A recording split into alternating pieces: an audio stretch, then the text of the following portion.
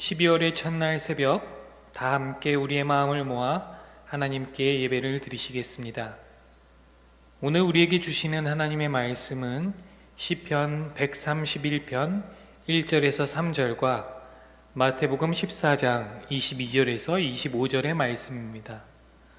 오늘 말씀을 제가 봉독해 올리겠습니다. 주님, 이제 내가 교만한 마음을 버렸습니다. 오만한 길에서 돌아섰습니다. 너무 큰 것을 가지려고 나서지 않으며 분에 넘치는 놀라운 일을 이루려고도 하지 않습니다. 오히려 내 마음은 고요하고 평온합니다. 젖된 아이가 어머니 품에 안겨 있듯이 내 영혼도 젖된 아이와 같습니다. 이스라엘아, 이제부터 영원히 주님만을 의지하여라. 예수께서는 곧 제자들을 재촉하여 배에 태워서 자기보다 먼저 건너편으로 가게 하시고 그 동안에 무리를 헤쳐 보내셨다. 무리를 헤쳐 보내신 뒤에 예수께서는 따로 기도하시려고 산에 올라가셨다. 날이 이미 저물었을 때에 예수께서는 홀로 거기에 계셨다. 제자들이 탄 배는 그 사이에 이미 육지에서 멀리 떨어져 있었는데 풍랑에 몹시 시달리고 있었다. 바람이 거슬러 불어왔기 때문이다. 이른 새벽에 예수께서 바다 위로 걸어서 제자들에게로 가셨다. 아멘. 교회 여러분 안녕하세요. 오늘은 12월의 첫날입니다. 어느새 2025년의 마지막 달이 되었습니다. 교회력으로는 어제부터 예수님의 오심을 기다리는 대림절기가 시작되었습니다. 교회력은 대림절에서부터 시작되기 때문에 이번 12월은 2025년의 마지막 달이자 교회력으로는 새해 첫 달이 되는 셈입니다. 처음과 끝이 공존하는 시간, 이번 12월은 그런 의미에서 우리 신앙인들에게 스스로 성찰하고 또 새롭게 결단하는 매우 귀중한 시간이라고 할 것입니다. 모쪼록 뜻깊은 12월, 새롭게 시작하는 이번 한 달도 하나님 안에서 우리의 믿음이 날로 깊어져가는 귀한 시간 되시기를 간절히 축원합니다. 속리산 자락에 계곡을 아득하게 품고 있는 곳에 아주 작은 교회가 하나 있습니다. 아마도 우리나라에서 가장 작은 교회일지도 모릅니다. 이 교회를 지키는 전도사님은 교인들은 많지 않았지만 애정을 가지고 교회를 섬기셨고 때로는 교회까지 올 수 없는 교인들을 위해 직접 집으로 찾아가서 주일 예배를 드릴 정도로 열정이 많으셨던 그런 분이셨습니다.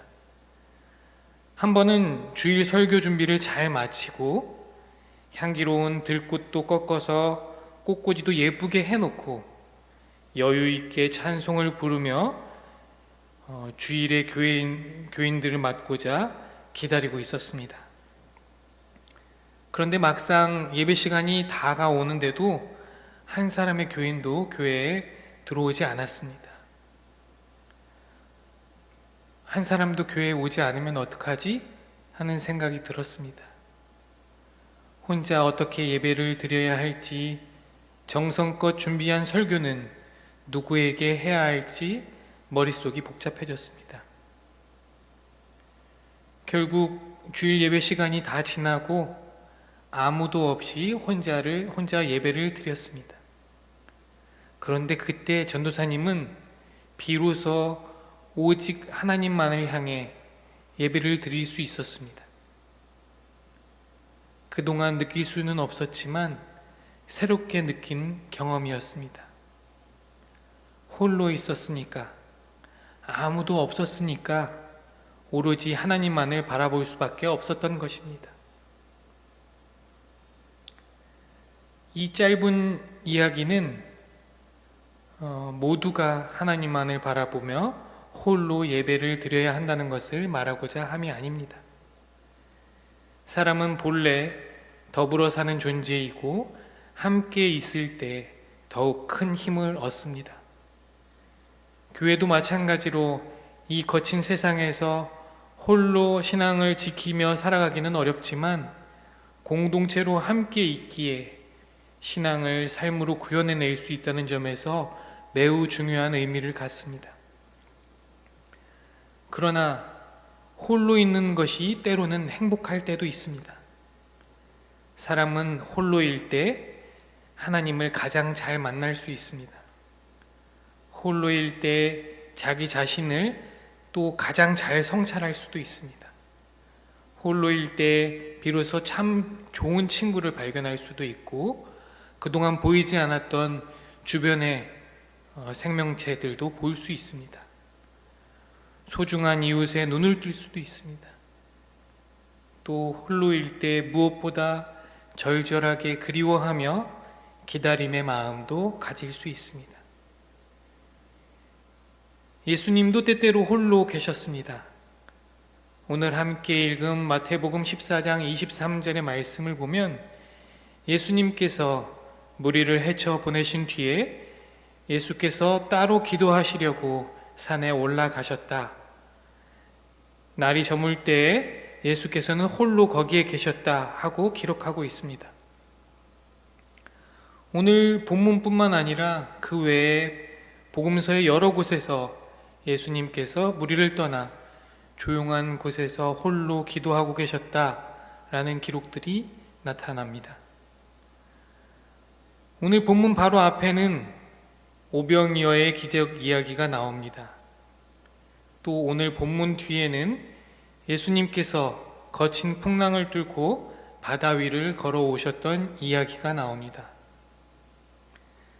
큰 오병이어의 기적 이야기와 또 예수님이 바다를 걸으셨다는 신비한 이야기에 우리가 눈을 들고 집중하고 깊이 들여다보는 순간 오늘의 본문은 그저 못 본 척 지나갈 때가 많습니다.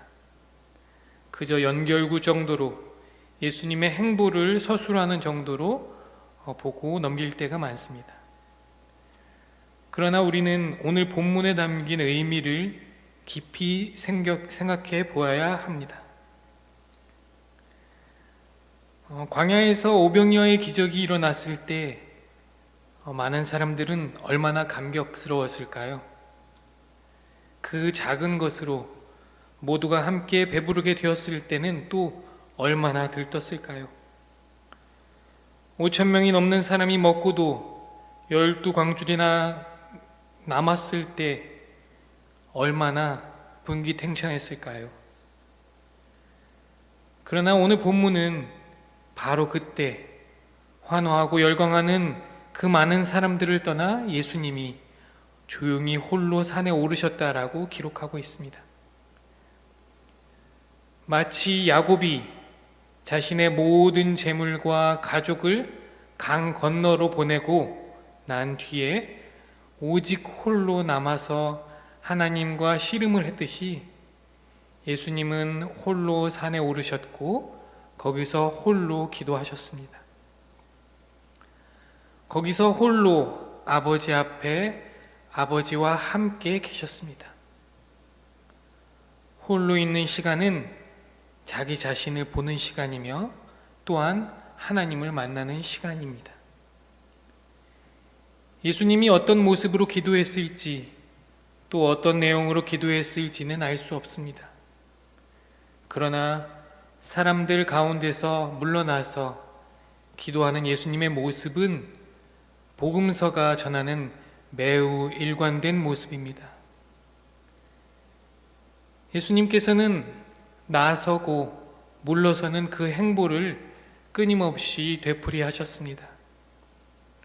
예수님의 그 모습은 예수께서 사람들에게 드러난 세계와 사람들에게 잘 드러나지 않는 세계를 끊임없이 오갔다라는 것을 말합니다.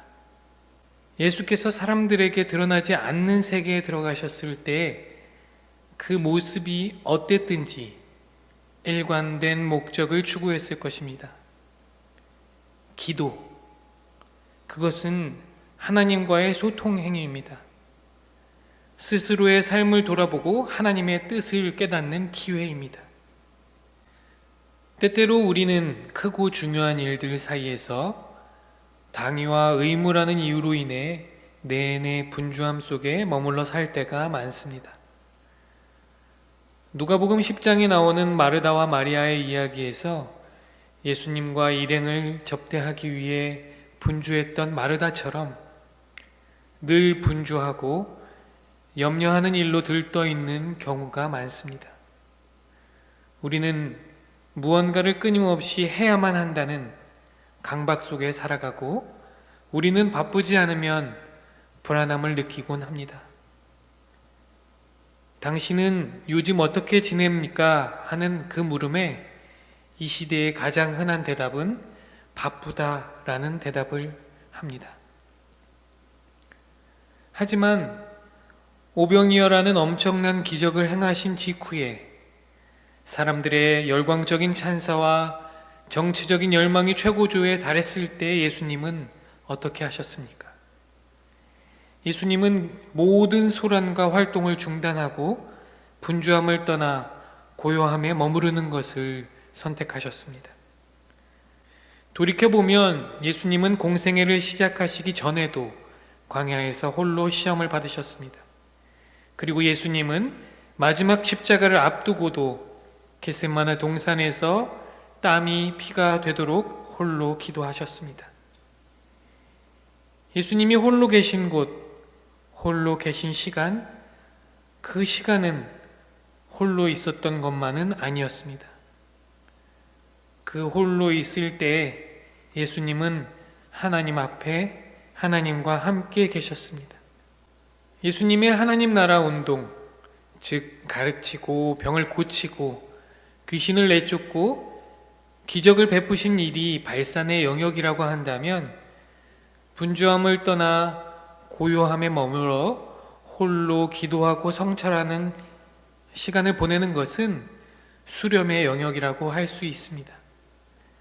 우리의 호흡이 들숨과 날숨이 자연스럽게 교차할 때 건강을 유지할 수 있는 것처럼 아무리 선하고 좋은 일이라도 그것만 하면 건강한 신앙을 유지할 수는 없습니다. 내뱉는 날숨 뒤에는 들숨이 반드시 필요한 것입니다. 우리가 몸의 근육을 만들기 위해 운동을 할 때 근육 생성 원리를 생각해 볼 때도 마찬가지입니다. 근육은 운동을 할 때 생성되는 것이 아니라 운동을 마치고 휴식을 취할 때 생성됩니다. 운동만 하고 제대로 휴식을 취하지 않는다면 근육이 제대로 생성될 수 없다라는 말입니다. 마찬가지로 우리의 믿음은 끊임없는 활동 속에서 자라는 것이 아니라 하나님 안에서 고요히 기다리며 머무는 시간에서 비로소 뿌리를 깊이 내리고 더욱 견고해지는 것입니다. 분주함 속에서는 우리의 기도가 수많은 요구사항과 걱정으로 가득 차 하나님의 음성을 제대로 들을 수가 없습니다. 그러나 우리가 고요함에 머물 때 세상의 소음은 사라지고 비로소 내면의 깊은 곳에 있는 갈망을 하나님께 전할 수 있는 것입니다. 대림절은 고요히 우리의 신앙을 가다듬고 예수님을 모시고자 준비하고 기다리는 기다림의 절기입니다. 지금 우리에게 주어진 일들이, 살펴야 할 주변의 이웃들이, 또 바로 세워야 할 사회 질서와 정의가 너무도 많다는 것을 우리는 알고 있습니다. 그러나 교우 여러분, 그 모든 것들을 잠시 내려놓고 온전히 하나님과 마주하며 주님을 내 안에 맞아들이기 위해 집중해 보십시오. 아무것도 하지 말고 오로지 기도만 하라는 것은 아닙니다. 오늘 예수님께서 분주함을 떠나 홀로 산에 오르셨듯이 고요함에 머물러 스스로를 깊이 성찰하고 기도하며 하나님과 마주하는 시간을 꼭 가지시라는 말입니다. 어떤 시간, 어떤 방법, 어떤 장소든 상관없습니다. 그저 들숨과 날숨이 이어지면서 호흡하듯이 드러난 우리의 삶과 신앙의 행동만큼 우리의 신앙의 내면도 깊이 들여다보며 하나님의 뜻을 생각해 보는 시간이 필요하다는 것입니다. 우리가 그렇게 고요함 가운데 머물며 기도하며 성찰할 때 우리의 신앙은 비로소 더욱 성숙하고 성장하게 될 것입니다.